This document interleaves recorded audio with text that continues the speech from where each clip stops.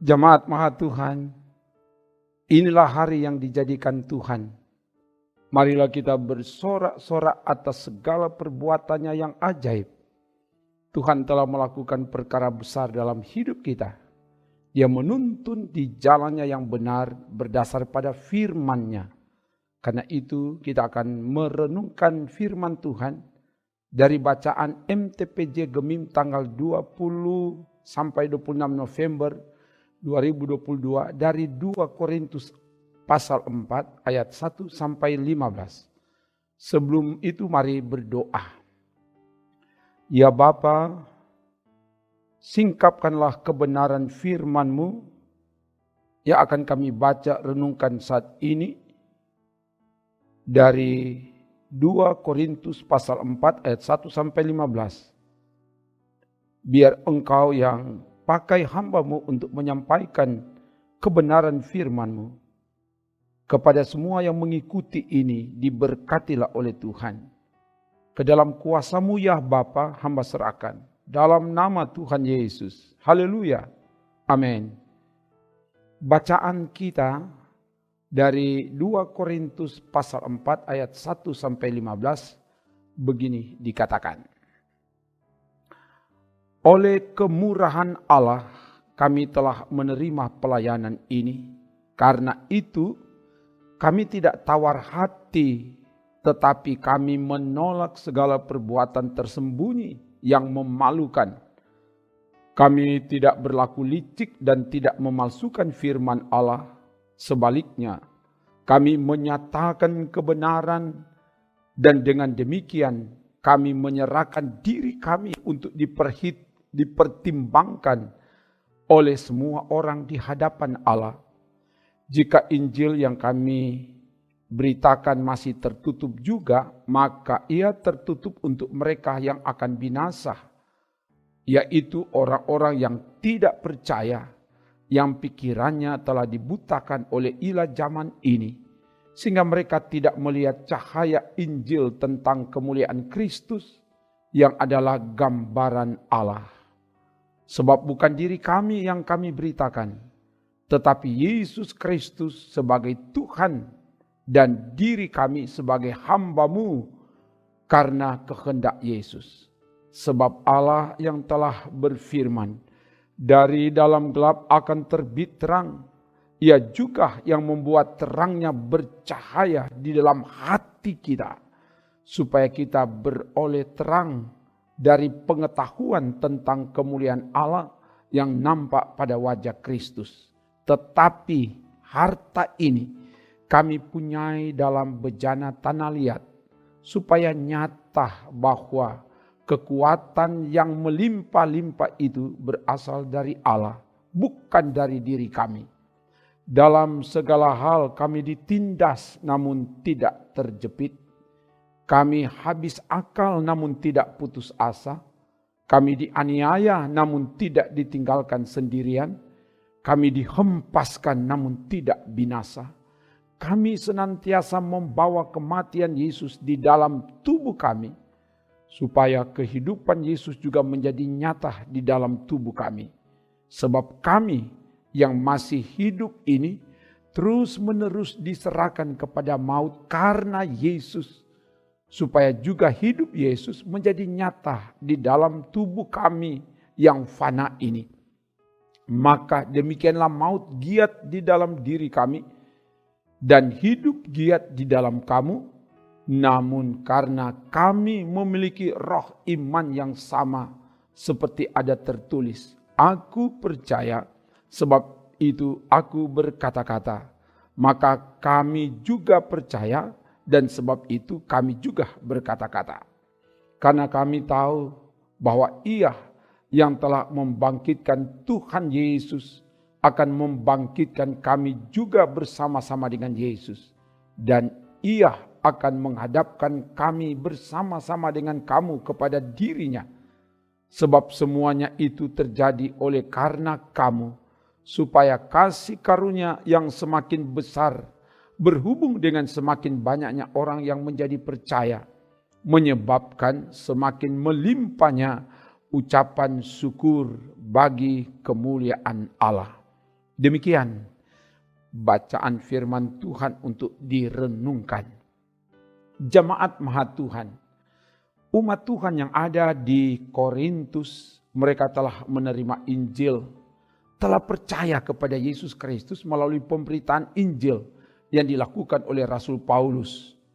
Selama 1 tahun 6 bulan atau 18 bulan, ia mengajarkan firman Allah kepada mereka. Kisah 18 ayat 11. Dan banyak orang dari orang-orang Korintus yang mendengarkan pemberitaan Injil itu menjadi percaya dan memberi diri dibaptis. Kisah Para Rasul 18 ayat 8. Umat yang telah percaya kepada Yesus Kristus punya tanggung jawab untuk menjaga, memelihara, dan mempertahankan kemurnian iman hanya kepada Yesus. Sehubungan dengan itu, mereka menghadapi tantangan pergumulan dari cara hidup orang-orang Korintus yang serba bebas. Segala sesuatu diperbolehkan. 1 Korintus 10 ayat 23. Dengan cara hidup serba bebas, orang bisa melakukan apa saja untuk memuaskan diri, walau terkadang bertentangan dengan iman. Tindakan amoral dianggap biasa. Ditambah lagi tantangan yang datang dari lawan-lawan Paulus yang tidak mau ditegur, tidak mau bertobat. Mereka adalah guru-guru palsu yang menantang kerasulan Paulus. 2 Korintus 11 ayat 12 sampai 14. Gambaran tantangan penderitaan yang dialami oleh Paulus dikatakan dia banyak mencucurkan air mata. Beban yang ditanggungkan begitu besar dan begitu berat, ditindas namun tidak terjepit, habis akal namun tidak putus asa, dianiaya namun tidak ditinggalkan sendirian, dihempaskan namun tidak binasa. 2 Korintus 1 ayat 8, juga pasal 2 ayat 4, dan 2 Korintus pasal 4 ayat 8 dan 9. Paulus yakin bahwa Allah lah yang oleh kemurahannya telah mempercayakan pelayanan itu. Oleh kemurahan Allah kami telah menerima pelayanan ini. Ayat 1.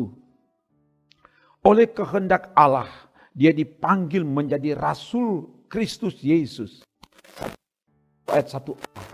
Karena itu menghadapi tantangan penderitaan di tengah pelayanan, Paulus tidak tawar hati. Ayat 1b dan juga ayat 16. Tawar hati dari bahasa Yunani ekakeo. Artinya kehilangan semangat, merasa lelah. Artinya sekalipun di tengah pelayanan banyak tantangan, Paulus tidak kehilangan semangat, tidak patah semangat, tidak merasa lelah, dia tetap melaksanakan tugas pelayanan. Menyerahkan diri kepada Tuhan, tetap menyatakan, melakukan kebenaran. Menolak segala perbuatan yang memalukan, tidak berlaku licik, dan tidak memalsukan firman Allah. Ayat 2 bacaan kita. Jika Injil yang diberikan masih terima, maka orang-orang yang tidak menerima, tidak percaya akan binasa. Karena pikiran mereka telah dibutakan oleh ilah zaman ini. Akibatnya mereka tidak dapat melihat terang kemuliaan Kristus yang adalah gambaran Allah. Ayat 3-4. Dengan tegas Paulus katakan bahwa yang diberitakan bukanlah dirinya sendiri, tapi Yesus Kristus. Sebab bukan diri kami yang kami beritakan, tetapi Yesus Kristus sebagai Tuhan dan diri kami sebagai hamba karena kehendak Yesus. Ayat 5. Jadi yang diberitakan adalah Yesus Kristus. Paulus dan teman-temannya adalah hamba untuk memberitakan tentang terang, supaya dari dalam gelap akan terbit terang, dan terang yang sesungguhnya nampak pada wajah Kristus. Ayat 6. Paulus menyadari dan meyakini bahwa kesanggupannya dalam melaksanakan pelayanan pemberitaan Injil di tengah tantangan dan penderitaan itu bukan berasal dari dirinya sendiri, tapi berasal dari Allah yang menganugerahkan kekuatan yang melimpah-limpah. Dia memposisikan diri sebagai bejana tanah liat, ayat 7. Dalam rumah-rumah orang Yahudi pada masa itu, bejana tanah liat adalah perabot yang mudah pecah dan paling kecil harganya. Seperti itulah Paulus memposisikan diri yang sangat rapuh, lemah, dan tidak ada nilainya. Tapi Allah menganugerahkan harta yang sangat berharga, yaitu Injil. Sehingga yang tidak berharga menjadi berharga karena anugerah Allah. Seperti firman Tuhan katakan, engkau berharga dan mulia di mataku, aku mengasihi engkau. Yesaya 43 ayat 4.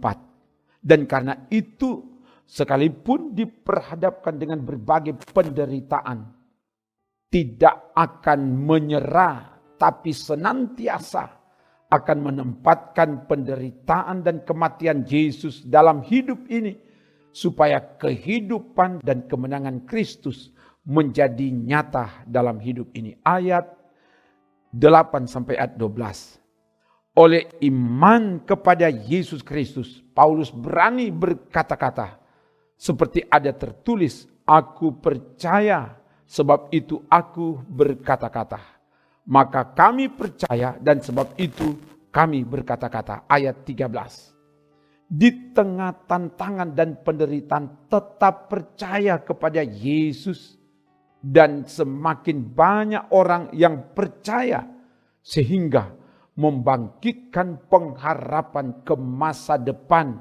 Bahwa Dia yang membangkitkan Yesus akan membangkitkan kami juga. Dan semakin melimpahnya ucapan syukur bagi kemuliaan Allah. Ayat 14 dan 15. Jemaat Maha Tuhan, dari bagian firman ini disampaikan kepada kita bahwa oleh kemurahan Allah kita dipercayakan tugas pelayanan dalam keterpanggilan di bidang kita masing-masing. Menjadi pertanyaan untuk direnungkan dan dijawab secara pribadi. Apakah kita sungguh-sungguh percaya, sungguh-sungguh yakin bahwa tugas pelayanan yang sementara kita kerjakan di bidang masing-masing itu didapat dan diterima dari Tuhan? Ini menjadi pertanyaan untuk direnungkan dan dijawab. Dan pasti sebagai orang beriman kita akan menjawab itu dari Tuhan. Amin. Karena kita sadar dan yakin itu berasal dari Tuhan, maka dalam melaksanakan tugas itu janganlah dengan kekuatan diri sendiri, tapi harus dengan kekuatan yang berasal dari Tuhan. Sebab siapakah kita ini? Kita hanya dari debu. Kita hanya seperti bejana tanah liat yang mudah pecah, yang sangat rapuh, lemah dan tak bernilai. Kita diberi nilai, kita diberi harga oleh Allah. Ketika Dia rela menjadi manusia, Dia turun takhta, turun harga diri, mengosongkan diri, mati dan bangkit untuk membayar hutang dosa kita. Sehingga kita menjadi berharga di mata Tuhan. Bejana tanah liat yang tidak berharga menjadi berharga. Kita menjadi harta rohani yang sangat berharga apabila menyerahkan diri sepenuhnya kepada Tuhan. Tetap melakukan kebenaran, menolak semua perbuatan yang memalukan, tidak berlaku licik, tidak memalsukan firman Allah. Karena iman kita punya keberanian untuk berkata-kata, memberitakan Injil Yesus Kristus, supaya dari dalam gelap akan terbit terang, dan semakin banyak orang yang menjadi percaya. Dan kita diajak untuk tetap menempatkan diri sebagai hamba Tuhan yang siap menderita bersama Kristus. Tidak mudah menyerah, tidak tawar hati, tidak putus semangat dalam menghadapi berbagai tantangan dan penderitaan. Selalu berpengharapan bahwa kemenangan Kristus akan memberi kemenangan kekal kepada kita, kini dan selamanya. Haleluya. Amin. Mari berdoa. Terima kasih Bapa, firman telah diberitakan. Biar kebenaran firman ini memperlengkapi kami, apalagi sebagai pelayan Tuhan, di mempersiapkan diri untuk melaksanakan kerja pelayanan. Biar firman ini diberkati dan menjadi berkat bagi semua yang mengikuti ini. Dan untuk itu, diberkatilah semua yang dengan taat setia mengikuti pelayanan firman dari YouTube Gemim Bukit Moria Rike Manado ini. Dimanapun mereka berada, kiranya Tuhan yang terus berkati. Dan juga berkati perangkat pelayan, khususnya tim multimedia Gemim Bukit Moria Rike, biar diberkati. Dan Tuhan juga terus pakai kami jadi alat Tuhan untuk menyaksikan, memberitakan tentang Engkau kepada banyak orang. Terpuji namamu Bapa. Ini doa kami dalam nama Tuhan Yesus. Haleluya. Amin. Demikian pelayanan firman dan doa. Terima kasih kamu tetap setia mengikuti pelayanan ini. Kamu hebat. Jangan lupa like dan subscribe. Juga di-share, dibagikan ke banyak orang. Dengan demikian, kamu telah menyebarkan firman Tuhan. Kamu melaksanakan perintah Tuhan, memberitakan Injil kepada semua orang. Karena itu, ikutilah terus. Supaya kita semakin memperlengkapi diri, sehingga kita semakin berakar, bertumbuh, dan berbuah lebat di dalam Tuhan. Amin. Trims. Jangan lupa subscribe channel Gemim Bukit Moria Rike.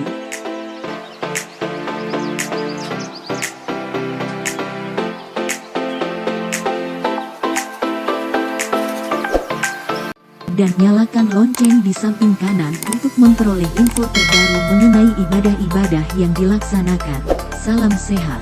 Tuhan Yesus memberkati kita semua. Shalom.